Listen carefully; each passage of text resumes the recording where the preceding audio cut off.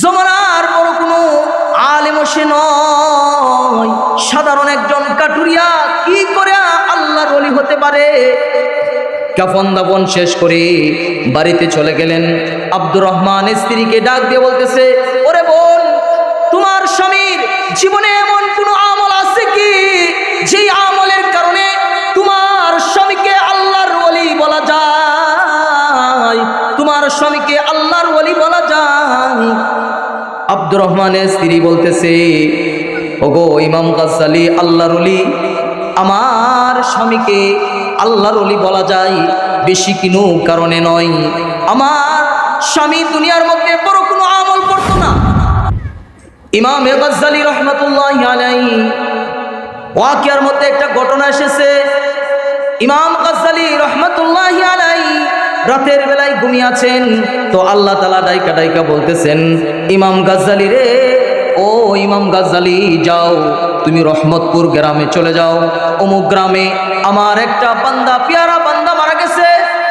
আব্দুর রহমান নামক একটা পেয়ারা বান্দা মারা গেছে। ও ইমাম গাজ্জালী, আমার পেয়ারা বান্দার কাফন দাফন তুমি করবা, নিজ হাতে তুমি গোসল করাইবা। আমার পেয়ারা বান্দাকে তুমি নিজ হাতে কবরে নিয়ে নামবা। ও ইমাম গাজ্জালী, চলে যাও, চলে যাও, আমার পেয়ারা বান্দাকে তুমি কাফন দাফন করার জন্য। ইমাম গাজ্জালী রহমাতুল্লাহি আলাইহি ঘুম থেকে জাগ্রত হইলেন। স্বপ্নের ঠিকানায় তিনি চলছেন রহমতপুর গ্রামে। রহমতপুর গ্রামে তিনি চলে গেলেন, গিয়া বলতেছেন, ও রহমতপুর গ্রামের মানুষেরা, তোমাদের গ্রামে কি কোনো আল্লাহর ওলি মারা গেছে নাকি? তোমাদের গ্রামে কি কোনো আল্লাহর ওলি মারা গেছে? তোমরা কি জানো নাকি? সকল মানুষ বলে, না, আমরা তো জানি না, কোনো আল্লাহর ওলি মারা যেতে আমরা জানি নাই। তাহলে আমি যে স্বপ্নে রহমতপুর গ্রামের ঠিকানা পাইলাম, হাঁটতে হাঁটতে গ্রামের মাঝে গেছে, তো একজন বলতেছে, কোনো আল্লাহর ওলি মরে নাই, কিন্তু সাধারণ একজন কাটুরিয়া মারা গেছে। আমি শুনেছি সাধারণ একজন কাটুরিয়া রহমতপুর গ্রামের ওই লাস্টে ছোট্ট একটা কুটুরি ঘর, সারাদিন সে কাঠ কাটতো, গরিব মানুষ, সে মারা গেছে, কিন্তু কোনো আল্লাহর ওলি মরে নাই, আল্লাহর ওলি মারা যায় নাই। তাহলে ওই কাটুরিয়াটার নাম কি? ওই কাটুরিয়াটার নাম হলো আব্দুর রহমান।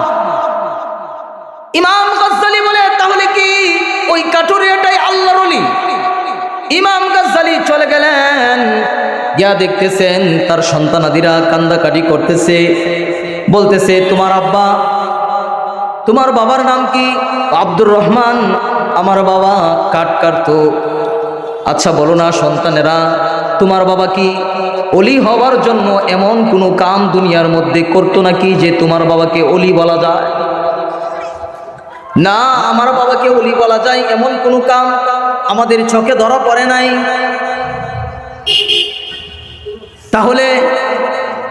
তাহলে তোমার বাবা কি করতো? আমার বাবা সাধারণ একজন কাটুরিয়া ছিল, কাটুরিয়া, সারাদিন কাঠ কাটতো, বড় কিনো আমল আমার বাবার নাই।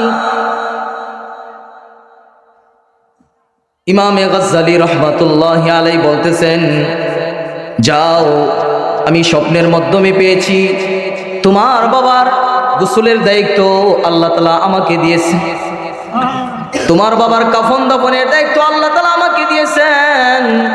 ইমাম গাজ্জালী রাহমাতুল্লাহি আলাইহি আব্দুর রহমান নামক কাটুরিয়াকে সুন্দর করে গোসল করাইয়া, কাফন দাফন করাইয়া, এবার কবরস্থ খুঁড়ছেন, কবরের মধ্যে লাশ নিয়ে নামবেন।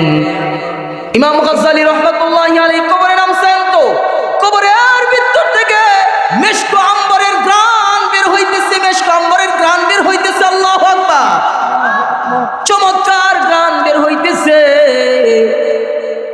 ইমাম গাজ্জালী রাহমাতুল্লাহি আলাইহি বলতেছেন, না রে, নিঃসন্দেহে লোকটা আল্লাহর ওলি, এই কবরটা তার জন্য জান্নাতের একটা ফুল বাগিচা হয়ে গেছে।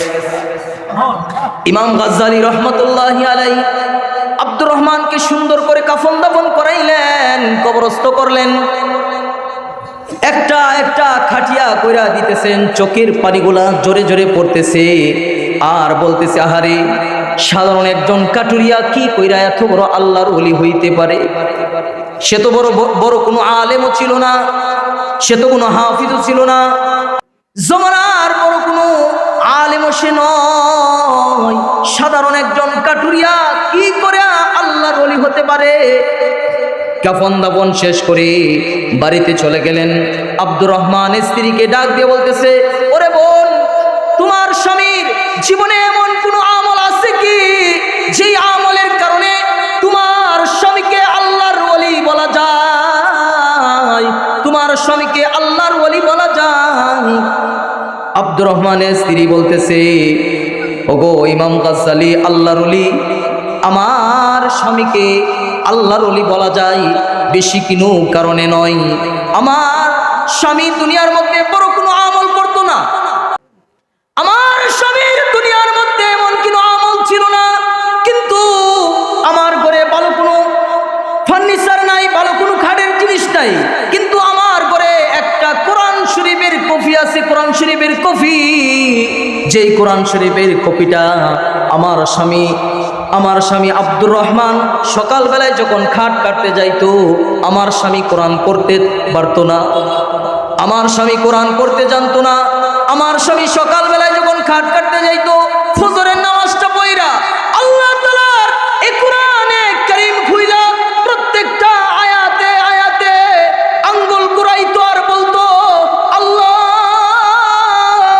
এই কোরআন পড়ার শক্তি আমার নাই, এই কোরআন পড়ার ক্ষমতা আমার নাই, কিন্তু আল্লাহ এই কোরআনের মধ্যে প্রত্যেকটা আয়াত, এটা কিন্তু তোমার পবিত্র জবানের বাণী, এটা সত্য কোরআন, এটা সত্য কোরআন। এই কোরআনকে আমি পড়তে পারি না আল্লাহ, আল্লাহ এই কোরআনকে আমি ভালোবাসি, অত্যন্ত মহব্বত করি। ও আল্লাহর ওলি ইমাম গাজ্জালী, আমার স্বামী সকালবেলায় কোরআনের পাতার মধ্যে আঙ্গুল কুড়াইতো আর চোখের পানি নাকের পানি ফালাইতো। আমার স্বামীর নাকের চোখের পানি আজও কোরআনের পাতার মধ্যে আছে। সারাদিন আমার স্বামী খাট কেটে সন্ধ্যাবেলায় আবার যখন বাড়িতে আসতো, মাগরিব নামাজ পড়ে আল্লাহর কোরআন নিয়ে বসে যাইত, আর এই কোরআনের প্রত্যেকটা আয়াতে আয়াতে হরফে হরফে আঙ্গুলগুলা ঘুরাইতো আর বলতো, আল্লাহ, এটা তোমার সত্য কালাম, কিন্তু আল্লাহ আমি তো কোরআন পড়তে জানি না, আমি তো কোরআন পড়তে পারি না। আল্লাহ গো, তুমি এই কোরআনকে কিন্তু হাসরের দিন আমাকে বঞ্চিত করে দিও না, কোরআনের সুপারিশ থেকে আমাকে বঞ্চিত করে দিও না, কোরআনওয়ালাদের কাছ থেকে আমাকে বঞ্চিত করে দিও না। আল্লাহ, তুমি কিন্তু আমাকে কোরআনওয়ালাদের কাতারে দাঁড় করাইও আল্লাহ। আল্লাহ গো, এরকম বইলা বইলা আমার স্বামী কাঁদতো, আমার স্বামীর নাকের চোখের পানি কোরআনের পাতার মধ্যে আজও লেগে আছে। ইমাম গাজ্জালী রহমাতুল্লাহি আলাইহি ডাক দিয়ে বললেন, ওরে বোন, আমি বুঝতে পেরেছি তোমার স্বামীকে আল্লাহ রাব্বুল আলামিন কি জন্য আলায়াতের মাকাম দান করেছেন। আল্লাহু আকবার, আল্লাহু আকবার। কোরআন পড়তে জানতো আব্দুর রহমান? কি কোরআন পড়তে জানতো? কোরআন পড়তে জানতো না। কোরআনের মহব্বত, কোরআনকে ভালোবেসেছে, বুকে জড়িয়েছে, কোরআনকে আদর করেছে। আল্লাহ রাব্বুল আলামিন কোরআনের বরকতে, আল্লাহ তাআলা কোরআনের বরকতে এত উচ্চ মাকাম দান করেছেন যে ওলি হইয়া দুনিয়ার থেকে বিদায় নিয়েছেন। সুবহানাল্লাহ, ওলি হইয়া বিদায় নিয়েছে। শুধু তাই নয়, শুধু তাই নয়, এই কোরআন যখন আপনার ঘরে, প্রত্যেকটা ঘরে যখন কোরআনের তেলাওয়াত হবে, তো ওই ঘরের মধ্যে ঝগড়া ফাসাদ সব চলে যাবে, শয়তানের ওয়াসওয়াসা সব কিছু চলে যাবে।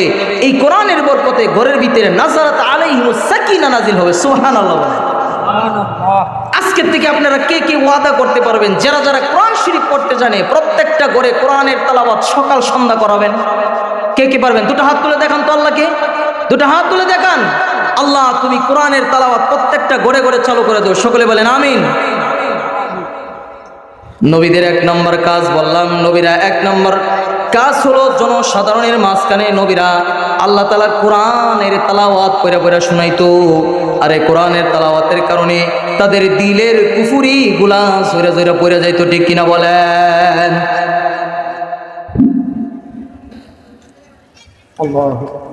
নবীদের দুই নম্বর কাজ ছিল, নবীরা মানুষের দিল পরিষ্কার করতেন, মানুষের দিল পরিষ্কার করতেন, মানুষদেরকে আত্মশুদ্ধি করাইতেন। সুবহানাল্লাহ বলেন, কি করতেন? আত্মশুদ্ধি। আচ্ছা বলেন তো, আমাদের ভিতরে একটা কলবাস, যেটা যদি নাপাক থাকে তাহলে সারাটা শরীরই নাপাক, ঠিক কিনা বলেন? আর যদি পাক থাকে সারা শরীরই পাক। এটারও কিন্তু একটা রোগ আছে, রুহের কিন্তু 10টা রোগ আছে। কয়টা রোগ? সময় নাই, বলতে পারবো না। রুহের 10টা রোগ আছে। কয়টা রোগ? মানুষেরও তো কিছু শারীরিক তো কিছু রোগ আছে, আছে কিনা? ঠান্ডা, কাশি, সর্দি, জ্বর, মাথা ব্যথা, পাতলা পায়খানা, আছে কিনা? আচ্ছা, আপনি যখন অসুস্থ হয়ে যান তখন ডাক্তারের কাছে যান কিনা? কথা বলে না, কথা বুঝেন আপনারা? আপনি কি ডাক্তারের কাছে যান কিনা অসুস্থ হইলে? কিসের জন্যে? সুস্থতার জন্যে। কিভাবে সুস্থ হব? বড়ি কাজ হয়েছে না, অ্যান্টিবায়োটিক 35 টাকা দামের কাজ হয়েছে না, 60 টাকা দামের মারেন। 60 টাকা দামের কাজ হয়েছে, ইঞ্জেকশন মারেন। ইঞ্জেকশন কাম হয়েছে না, এর উপরটা কিটা আছে ওইটা মেরে দেন, ঠিক কিনা বলেন? তারপরে আমার সুস্থ হতে হবে, ঠিক কিনা বলেন? কিন্তু আজও পর্যন্ত কেউ কি চিন্তাটা করেছেন যে রুহেরও কিছু রোগ আছে, যে রোগের চিকিৎসা করাইতে হবে? আরে শরীর যদি অসুস্থ হয়ে যায়, শরীরে অসুস্থ যদি কেউ মারা যায় তাহলে তো সে জাহান্নামে যাবে না, কিন্তু রুহের অসুস্থ যদি কেউ মারা যায় তাহলে সে সরাসরি জাহান্নামে চলে যাবে। রুহের 10টা রোগের যে কোনো একটা রোগ থাকলেই যথেষ্ট হবে, একটা রোগ।